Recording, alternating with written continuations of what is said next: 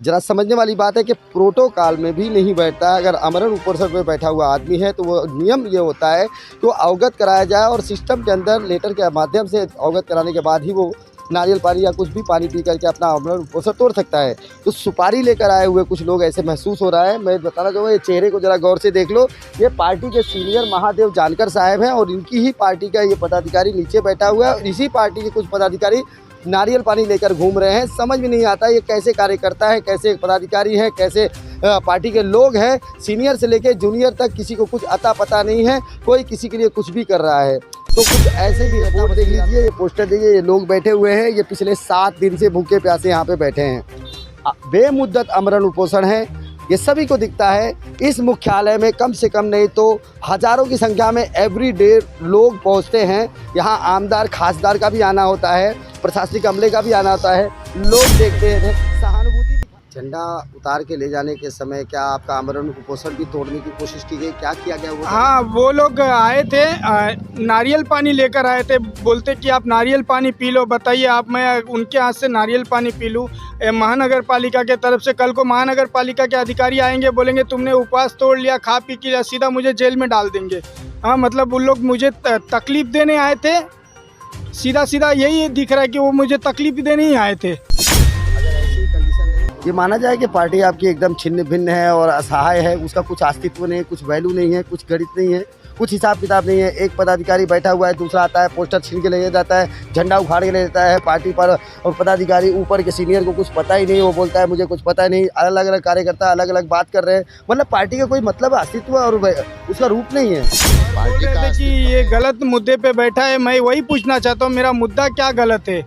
क्या गरीब लोगों का घर बचाने का कोशिश कर रहा हूँ, गरीब लोगों को बचाने की कोशिश कर रहा हूँ, ये गलत है? मैं उन लोग को बुलाया, उन लोग आए नहीं। लेकिन इंकलाब न्यूज़ लाइव, खबरों का एक्सप्रेस। नमस्कार दोस्तों, आप देख रहे हैं इंकलाब न्यूज़ लाइव। मैं फारूक शाह। आज बताना चाहूँगा कि वसई विरार में भ्रष्टाचार को लेकर के अगर कोई धरना प्रदर्शन पे भी बैठता है तो साथी कौन है, ये बड़ा सवाल उठ जाता है। चाहे वो फिर राष्ट्रीय बैनर तले हो, चाहे वो आम आदमी हो, लेकिन शिकार तो अपनों का ही हो जाता है। उसी में से राष्ट्रीय समाज पक्ष के एक पदाधिकारी जो है महानगर पालिका के सामने मुख्यालय के पिछले 7 दिनों से धरना पे बैठा हुआ है और इस 7 दिनों के अंदर उसका हाल चाल पूछने नहीं आए, बल्कि नारियल पानी पिला के धरना तोड़ने के लिए लोग आए, उन्हीं के पार्टी के सदस्य। फिलहाल हमारे साथ उसी पार्टी से जुड़े हुए पदाधिकारी हैं सुरेश तिवारी। सुरेश तिवारी, पार्टी आपकी क्या चाहती, क्या है, बताना क्या चाहती है? क्योंकि पार्टी क्या चाहती है, पार्टी अच्छा ही चाहती है। अच्छा क्या है? अब अच्छा काम करोगे पार्टी का तो अच्छा का चाहेगी। धरना प्रदर्शन पे बैठा हुआ आदमी आपके पार्टी के बैनर तले उसका पार्टी का पोस्टर बोर्डिंग झंडा छीन के ले जाना कहाँ तक न्यायपूर्ण है? इसकी हमें कोई जानकारी नहीं है तो इसके बारे में कुछ कह नहीं सकते। आपको जानकारी नहीं है? नहीं, इसकी मुझे कोई जानकारी नहीं है कि कभी ये झंडा बैनर लगा और कभी निकला, इसकी मुझे कोई जानकारी नहीं है। और ये इन्होंने, इनका कारण क्या है उपोषण पे बैठने का, उसकी भी मुझे कोई जानकारी नहीं। मैं पार्टी लेवल में हूँ और पार्टी का मैं जिला महासचिव होने के नाते मैं ये बताना चाहता हूँ कि ये जो कार्य किया जा रहा है इसमें मुझे इसकी कोई जानकारी नहीं है। फिलहाल आपकी जानकारी नहीं है तो मैं जानकारी के लिए बता देता हूँ कि यहाँ पर 41 बिल्डिंग टूटने के बाद काफ़ी लोग जागृत हो गए। ऐसे में कुछ पदाधिकारी कई अलग अलग पार्टियों के भी जागृत हुए और ये बात सोशल मीडिया पे भी चली।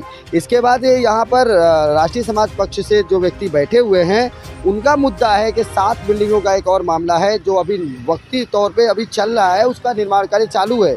ऐसे में महानगर पालिका उस पर एक्शन क्यों नहीं लेती? तो अब आपको ये जानकारी हो गया। क्या किसी अवैध निर्माण के खिलाफ पार्टी पदाधिकारी खड़े होते हैं या धरना प्रदर्शन करते हैं तो आपके पार्टी के प्रोटोकॉल के हिसाब से सही नहीं है? ये देखिए, सही और गलत का जो सिस्टम है वो उसको पार्टी सही गलत बता सकती है। मैं उसमें सही गलत कैसे कर सकता हूं? व्यक्तिगत आपका क्या फैसला? व्यक्तिगत देखिए, व्यक्तिगत जो होता है, अगर कोई अवैध माफिया अवैध रूप से अगर कार्य करता है तो महापालिका का अधिकार बनता है कि उस अतिक्रमण को हटा दे। अगर नहीं हटाती है तो पार्टी पक्ष या आम आदमी कोई भी इस पर एक्शन लेने के लिए ये कार्य कर सकता है, इसमें पार्टी का हो या आम आदमी हो। अब रहा सवाल हमारे पार्टी पक्ष के लोग कैसा कार्य कर रहे हैं तो उसकी मुझे जानकारी नहीं है। मैं बार बार आपको यही कहूँगा कि इस मामले में मुझे कोई जानकारी नहीं है। अभी आपने बताया वो मैंने सुना।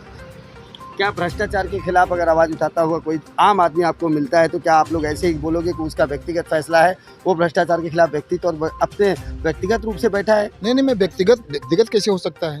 पार्टी का अगर बैनर लगा हुआ है तो व्यक्तिगत कैसे हो सकता है? मैं उसको व्यक्तिगत क्यों कहूँगा? क्या आप ऐसा समर्थन करते हैं कि विरोध करते हैं ऐसे कृत्यों का? नहीं, मैं दोनों कार्य नहीं कर सकता हूँ, क्योंकि मुझे जानकारी नहीं है इस बात की, तो मैं दोनों काम नहीं कर सकता हूँ। ना तो मैं इसके विरोध में जाऊँगा और ना ही पक्ष में जाऊँगा, क्योंकि मुझे उसका जानकारी नहीं है कि इसका मूल आधार क्या है। जब मैं आधार के बारे में जानता नहीं तो मैं पक्ष और विपक्ष में बात कैसे कर सकता हूँ? ये माना जाए कि पार्टी आपकी एकदम छिन्न भिन्न है और असहाय है, उसका कुछ अस्तित्व नहीं है, कुछ वैल्यू नहीं है, कुछ गणित नहीं है, कुछ हिसाब किताब नहीं है। एक पदाधिकारी बैठा हुआ है, दूसरा आता है पोस्टर छीन के ले जाता है, झंडा उखाड़ के ले जाता है पार्टी पर, और पदाधिकारी ऊपर के सीनियर को कुछ पता ही नहीं, वो बोलता है मुझे कुछ पता ही नहीं। अलग अलग कार्यकर्ता अलग अलग बात कर रहे हैं, मतलब पार्टी का कोई मतलब अस्तित्व और उसका रूप नहीं है। पार्टी का अस्तित्व है और था भी और आगे भी रहेगा। समस्या ये है कि जो आप बता रहे हैं कि बैनर उसका छीन के ले जाया जा रहा है, ये तो छीनने वाला बता सकता है ना कि उसने बैनर क्यों छीना। अगर ऐसी कंडीशन रही और आपके सपोर्ट में पार्टी पदाधिकारी नहीं आ रहे हैं और तो आप कब तक ये आमरण उपोषण चलता रहेगा, और क्या आपको उम्मीद है कि आपके पदाधिकारी सीनियर आपसे मिलेंगे?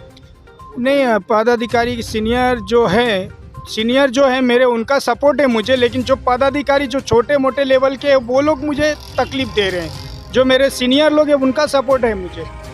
जो छोटे मोटे लेवल के हैं ना, जो इधर के बाद उधर जिनको मुझसे तकलीफ हो रही है, वो लोग मुझे तकलीफ दे रहे हैं। आज झंडा लेकर गए, जिनका नाम रामदरस पाल है, उपाध्याय है, इनको क्या ज़रूरत थी झंडा लेकर जाने की? मैं बताना चाहूँगा कि इनका चेहरा देख करके मालूम पड़ता है कि 7 दिन तो इनको हो गए हैं और कंडीशन सही नहीं है। ऐसे में महानगर पालिका भी लापरवाही कर रही है और इनके ही पार्टी के 2 व्यक्ति आते हैं नारियल पानी लेकर।